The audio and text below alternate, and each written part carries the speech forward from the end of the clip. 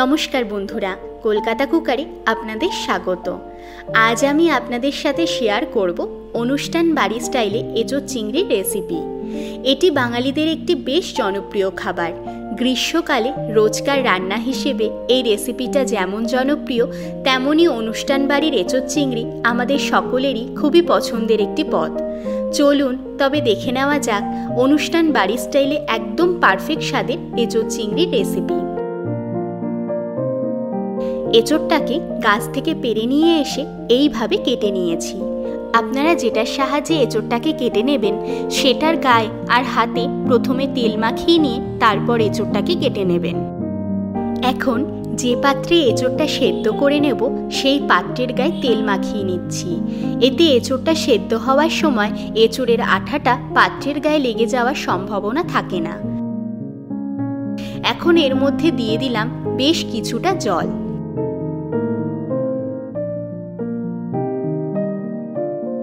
এবার দিয়ে দিচ্ছি জলে ভিজিয়ে রাখা এঁচোড়গুলো। এখন এঁচোড়টা সেদ্ধ করে নেব, তার জন্য গ্যাসের ফ্লেমটা অন করে দিয়ে এঁচোড়ের পাত্রটা গ্যাসে বসিয়ে দিলাম। এখন এর মধ্যে দিয়ে দেব অল্প নুন আর অল্প হলুদ গুঁড়ো। নুন আর হলুদ গুঁড়োটা এঁচোড়ের সাথে মিশিয়ে নিয়ে মিডিয়াম ফ্লেমে 10 থেকে 15 মিনিট সেদ্ধ করে নেব। এবার গ্যাসে আরেকটা কড়াই বসিয়ে দিয়ে দিলাম তেল।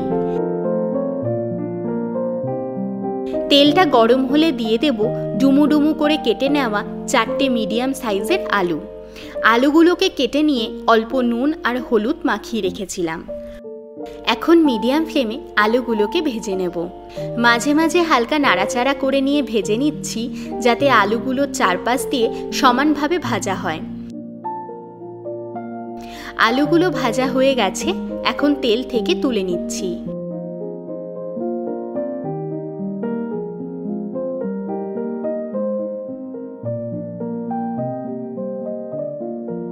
এবার ওই একই তেলেই ভেজে নেব 300 গ্রাম মাঝারি সাইজের চিংড়ি মাছ। চিংড়ি মাছটাকে খোসা ছাড়িয়ে নিয়ে ভালো করে ধুয়ে নুন আর হলুদ মাখিয়ে রেখেছিলাম। মিডিয়াম ফ্লেমে 2 থেকে 3 মিনিট মাছটাকে ভেজে নিয়ে তুলে নিচ্ছি। খুব বেশি ভাজার দরকার নেই, তাতে মাছটা শক্ত হয়ে যেতে পারে। এখন দিয়ে দিলাম অল্প জিরে, একটা তেজপাতা, 2টো শুকনো লঙ্কা, 4টে ছোট এলাচ আর লবঙ্গ, অল্প দারচিনি। ফোড়নটার থেকে ভালো গন্ধ ছাড়লে দিয়ে দেব 2টো মাঝারি সাইজের কুচিয়ে নেওয়া পেঁয়াজ। পেঁয়াজটা মিডিয়াম ফ্লেমে 2 মিনিট ভেজে নেব। 15 মিনিট পর দেখুন এঁচোড়টা সেদ্ধ হয়ে গেছে। এখন গ্যাসের ফ্লেমটা অফ করে দিয়ে একটা স্ট্রেনারের সাহায্যে এঁচোড়ের জলটা ঝরিয়ে নেব।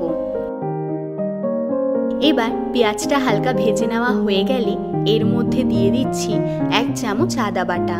আদা বাটাটাকে পেঁয়াজের সাথে ভালো করে মিশিয়ে নিয়ে দেব স্বাদ মতো নুন, 1/2 চামচ হলুদ গুঁড়ো, 1/2 চামচ লঙ্কার গুঁড়ো, 1 চামচ জিরে গুঁড়ো, 1 চামচ ধনে গুঁড়ো আর 1 চামচ কাশ্মীরি লঙ্কার গুঁড়ো।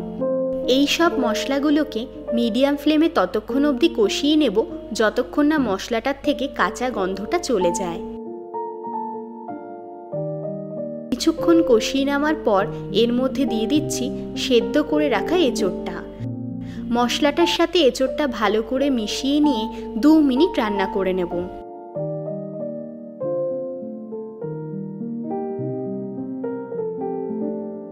2 মিনিট রান্না করে নেওয়ার পর এর মধ্যে দিয়ে দিলাম ভেজে রাখা চিংড়ি মাছগুলো আর অল্প জল।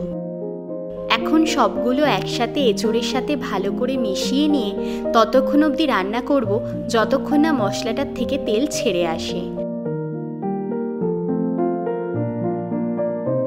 কিছুক্ষণ রান্না করে নেওয়ার পর তেল ছেড়ে আসলে এর মধ্যে দিয়ে দিচ্ছি ভেজে রাখা আলুগুলো। আলুগুলো মিশিয়ে নিয়ে 2 মিনিট রান্না করে নেব। 2 মিনিট পর এর মধ্যে দিয়ে দিলাম 3 কাপ জল। আপনারা যতটা গ্রেভি বানাতে চান ততটা জল দিয়ে দেবেন। এখন মিডিয়াম ফ্লেমে 10 মিনিট এইভাবে রান্না করে নেব।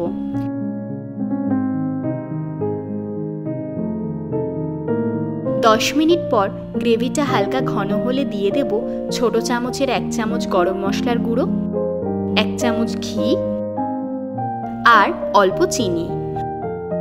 সবগুলো একসাথে মিশিয়ে নিয়ে আরও 2 থেকে 3 মিনিট রান্না করে নেব।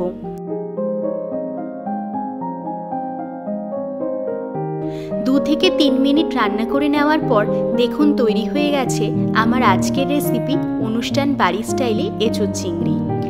দুর্দান্ত স্বাদের এই এঁচোড় চিংড়ি গরম ভাতের সাথে খেতে অসাধারণ লাগে।